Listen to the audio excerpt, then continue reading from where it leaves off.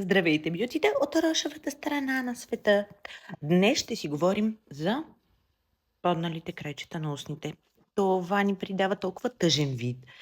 И хората започват да ни съжаляват. Не бива, трябва да изглеждаме щастливи винаги, дори и да не сме. Затова ще ви предложа 3 упражнения, с които винаги крайчетата на устните ви ще бъдат нагоре, без значение от вътрешното състояние. И така, първото упражнение е това. Ето така. Това нещо се повтаря в продължение на 30 секунди. Може би наистина 30 повторения. И така, второто упражнение. Вдигаме крайчетата на устните.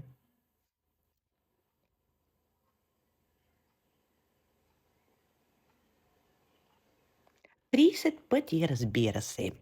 И третото, опъваме крайчетата на устните настрани.